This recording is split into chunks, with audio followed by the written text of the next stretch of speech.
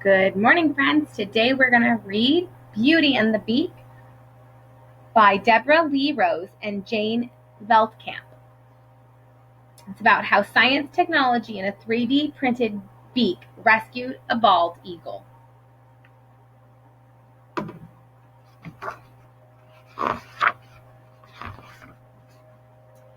In a huge nest of twigs high above an icy cold Alaskan river, a bald eagle chick cracked open her egg.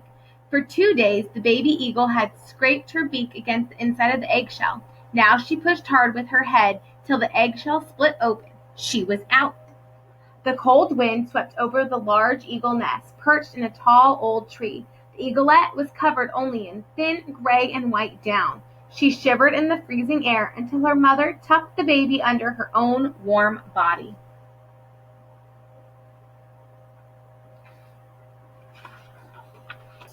Even before the eagle chick could see, she started to take bits of fish from her parents' beaks into her beak. Soon her wings became longer and stronger. In 1 month she could see, stand on her own, and begin to tear food with her own beak. By 6 weeks she was almost as big as her parents, with a wingspan of more than 6 feet. Bit by bit her body became covered with the thousands of feathers she would need to fly and keep warm. She used her beak to preen her feathers every day. She cleaned and smoothed them, shifted them to stay warm or cool off, and waterproofed them with oil from a gland near her tail.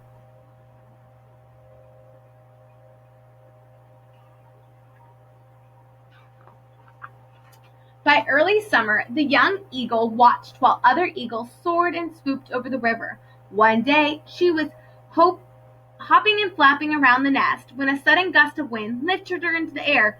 For a moment, she was flying. All summer, she took longer and longer flights. In time, she learned to hunt fish from the river, but when winter came again, the river surface froze. Now the eagle had to search far from home to find food and open water that was not frozen. She flew thousands of miles, soaring over mountains and valleys, cities and farms, always on the lookout for new sources of food. Older and stronger eagles sometimes chased or attacked her if she flew through their territory. The older eagle would lock talons with her. Then the two birds would spin like a helicopter down through the sky until she let go and flew away.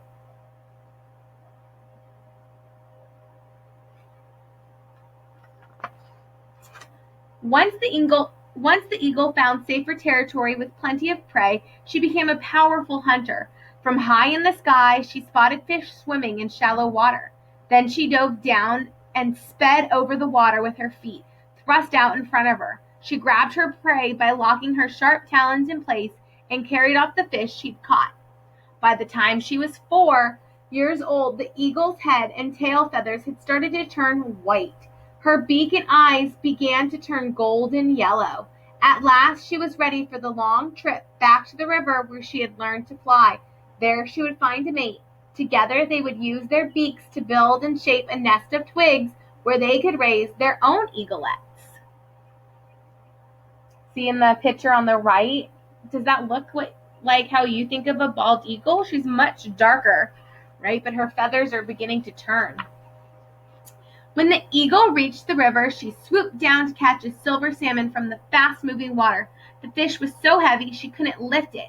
She clenched her talons tightly around it and swam to the shore, using her wings like oars to row. The eagle was so hungry she ate every bit of fish, ripping off bite after bite of food with her sharp-hooked beak.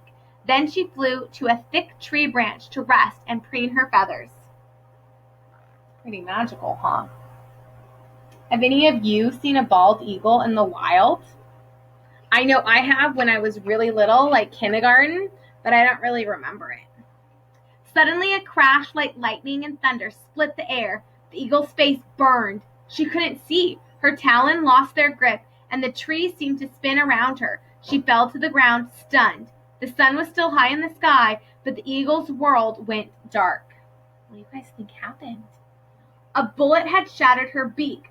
Her eye was torn and her face was bleeding. It even hurt for her to breathe. The eagle lay on the ground for days, too weak to move. As time passed, she recovered, enough to walk a short distance, but she could not fly or hunt. Now she had no top beak. with which to preen her feathers or tear her food to eat. Her tongue was open to the air and dried out. She could barely scoop up water to drink. Each day the eagle grew weaker. She was starving. Uh-oh. What do you think's going to happen?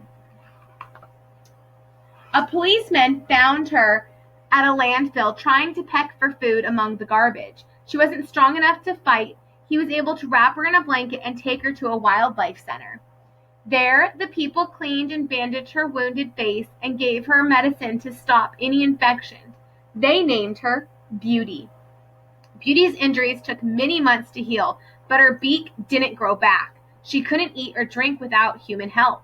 The wildlife center had no room to keep her any longer, and in the wild, she would die.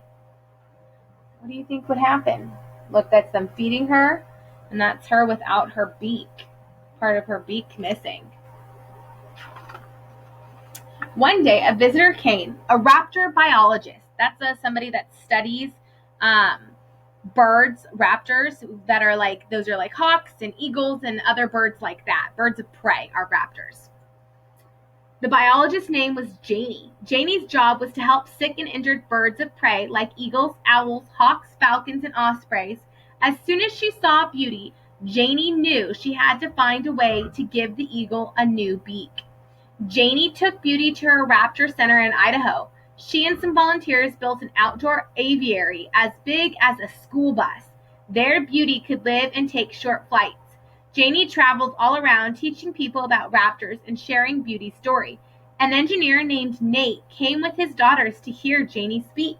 When Janie shared her idea of making a prosthetic beak that would look and move like Beauty's real beak, Nate said, "I think I can help you with Beauty."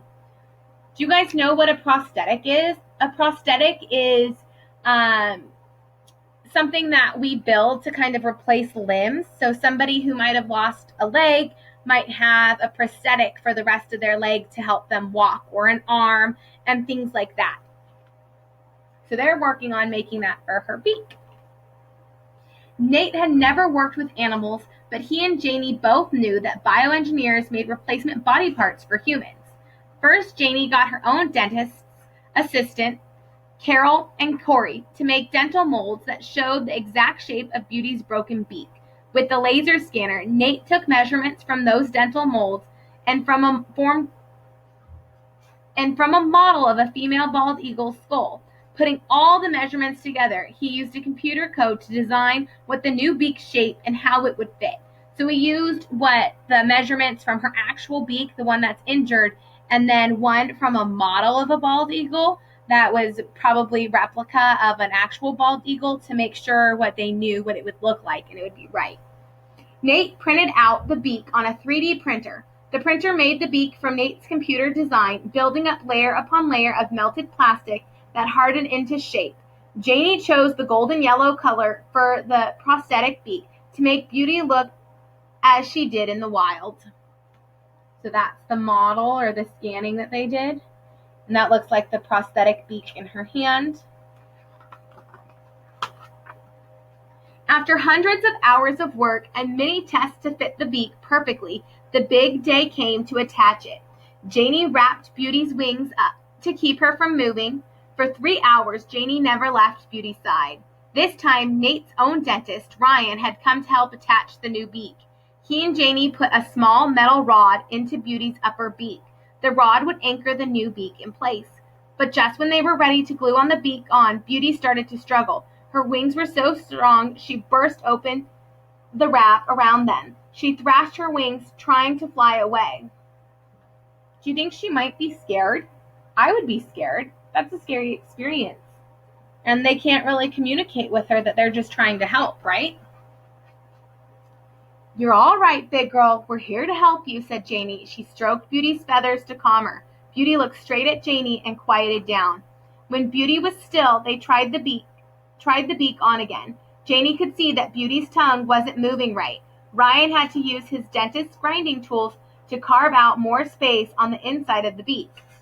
So they're testing and making sure that her bite and everything is correct, that it doesn't hurt her or make her uncomfortable or hinder her.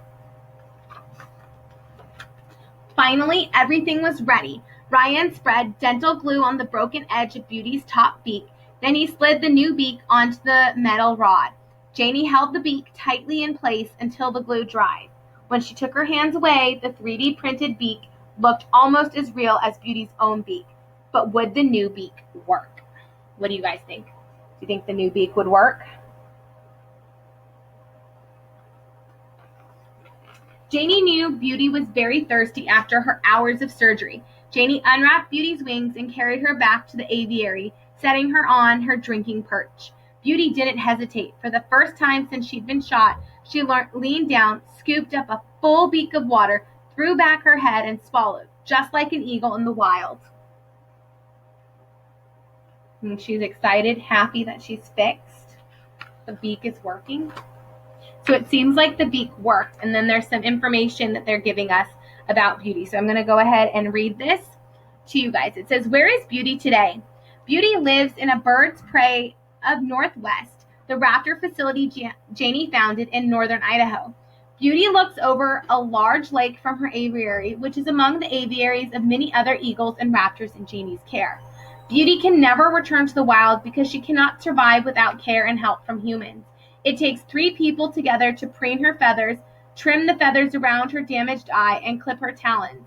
Her food, strips of meat and fish, and her water are set out specially every day so she can eat and drink on her own. Does Beauty still wear the prosthetic beak? Beauty's real beak has been slowly regenerating. That means it's slowly growing back. That's amazing. And changing shape a tiny bit at a time. Now the prosthetic beak no longer fits. Scientists know very little about the bald eagle's beak grows naturally after it's been badly damaged, or if it can grow back completely. Janie has been measuring and photographing Beauty's natural beak as it grows. This new scientific data could help scientists understand more about raptor biology. Beauty's beak and other prosthetic devices. Janie was determined that Beauty's new prosthetic beak should look natural and work like her real beak. While the new beak was in place, Beauty was able to use it to eat pre-cut food, to drink, and to groom herself with her feathers. However, the new beak was not as strong as the real eagle beak and could not bear the tremendous force required for an eagle to rip pieces of food from its prey. The color from the material used in the 3D printing of the beak was chosen to make the beak look as natural as possible. The prosthetic beak's bald eagle yellow color is actually a 1970s car color.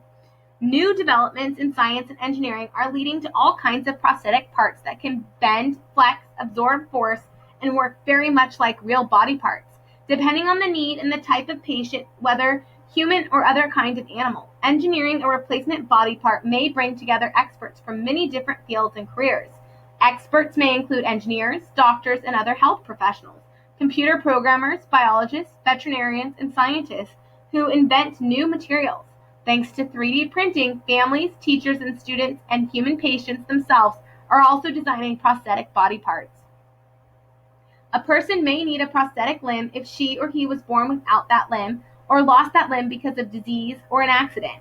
Soldiers and civilians hurt in war may also need prosthetic limbs. Affordable 3D printers are making some prosthetic limbs much less expensive and more available around the world. For example, children who need prosthetic hands can now more easily get new, properly sized hands as their bodies grow. People who live far from hospitals or prosthetic clinics no longer need to wait months or years for replacement limbs.